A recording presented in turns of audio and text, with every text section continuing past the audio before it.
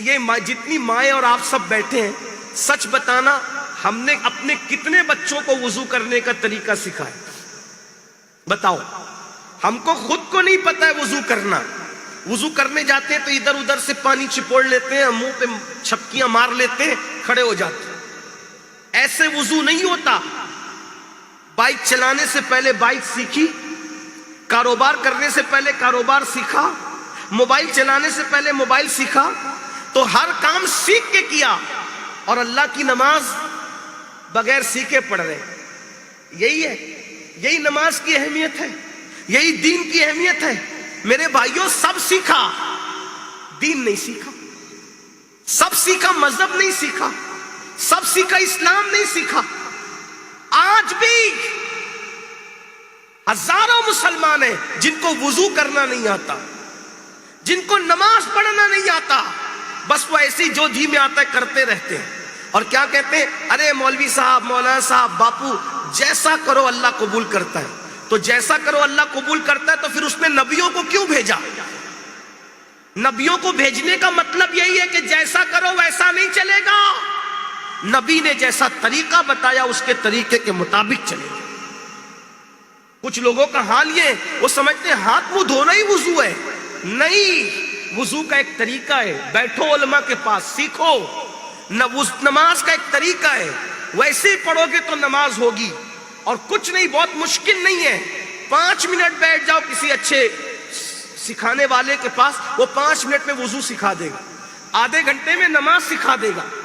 بہت مشکل بھی نہیں ہے. دین آسان ہے، مگر کوئی سیکھو تو صحیح. ہم تو مائل بکرم ہے، کوئی سائل ہی نہیں، راہ دکھلائے کسے راہ روے منزل ہی نہیں. میں یہاں اگر ائمہ مساجد ہے تو ان سے گزارش کرتا ہوں، ان کا خادم ہوں، ان کی جوتیاں سیدھی کرنے کی سعادت حاصل کرتے ہوئے عرض کروں، اپنی قوم کو آدھا گھنٹہ جو بیان کرتے ہو، 25 منٹ بیان کرو، اور 5 منٹ میں ان کو کسی ہفتے وضو سکھایا کرو، کسی ہفتے ان کو نماز سکھایا کرو، کسی ہفتے ان کو روزے کے مسائل بتایا کرو، کسی ہفتے ان کو زکوٰۃ کے مسائل بتایا کرو، کسی ہفتے ان کو نکاح اور طلاق کے مسائل، تاکہ ہماری قوم کو ہم ایجوکیٹ کر سکیں، ان کو اسلامی نالج دے سکیں. 25 منٹ بیان ہو، 5 منٹ ان کو مسائل سکھا دو. پہلے تو ان کو بوریت لگے گی، لیکن دھیرے دھیرے اہمیت کی وجہ سے ان کو سمجھ میں آ جائے گا کہ ہاں یہ دین ہے. چلیے ایک مسئلہ میں آپ کو بتاتا ہوں کتنا اہم ہے. ہم لوگ نماز شروع کرتے ہیں اور نماز پوری پڑھ لیتے ہیں، لیکن پوری نماز پڑھنے میں ہماری زبان بھی ہلتی نہیں ہے. یہ شروع کیا،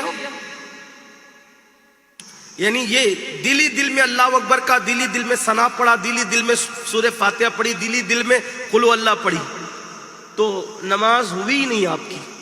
کیوں؟ کیونکہ اللہ نے ہمیں نماز سوچنے کا حکم نہیں دیا، بلکہ نماز پڑھنے کا حکم دیا. تو اب نماز پڑھیں گے کیسے؟ تو جو بھی آپ پڑھیں گے تو کم سے کم آپ کو اتنی آواز سے پڑھنا پڑے گا، اگر اکیلے بھی پڑھ رہے ہیں، کہ آپ کی آواز کم سے کم آپ کے کان میں آنا چاہیے، آپ کے کان میں. اتنا زور سے مت پڑھنا کہ بازو والوں کو تکلیف ہو. جیسے اگر آپ تحریمہ کہہ رہے ہیں تو اس طرح کہیں آپ.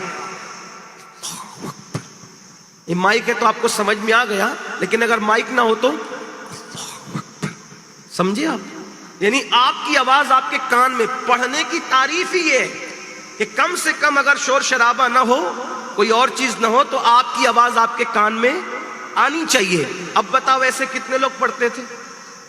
اب سبحان رب العظیم پڑھنا ہے رکوع میں تو بھی منہ بند رہتا ہے، سبحان رب العظیم پڑھتے رہتے ہو. کیوں؟ نماز کیسے ہوگی جب آپ پڑھیں گے ہی نہیں؟ تو صرف دل ہی دل میں کہتے رہتے ہو. تو رکوع میں جاؤ تو سبحان رب العظیم، سبحان رب الاعلیٰ، سجدے میں اتنی آواز سے پڑھو کہ آپ کے کان تک آپ کی آواز آنی چاہیے. اب یہ سب چیزیں لوگ سننا نہیں چاہتے، بور ہوتے اس میں. تو میں اپنے علماء سے گزارش کرتا ہوں کہ لوگوں کی پسند کی بات کرنے کی بجائے ہمیں لوگوں کی ضرورت کی بات کرنا چاہیے. کوئی پسند کرے نہ کرے، ہمیں اللہ کی پسند کا خیال رکھنا ہے. کوئی تقریر میں نعرہ لگائے نہ لگائے، سبحان اللہ کہے نہ کہے، یہ ان کی مرضی پہ چھوڑ دو. ہم اپنا ذمہ پورا کریں، کیونکہ ہمیں مر کر اللہ کی بارگاہ میں جواب دینا ہے. ایک نہ ایک دن ہماری قوم کو سمجھ آئے گی انشاءاللہ. اور قرآن کہتے وَذَكِّرْ فَإِنَّ الذِّكْرَ इज़्ज़ा तनफ़उल मुमिनीन, कि मोमिनों को समझाओ कि समझाने से उनको फायदा होता है, मोमिनों को नसीहत करो, नसीहत करने से उनको फायदा होता है।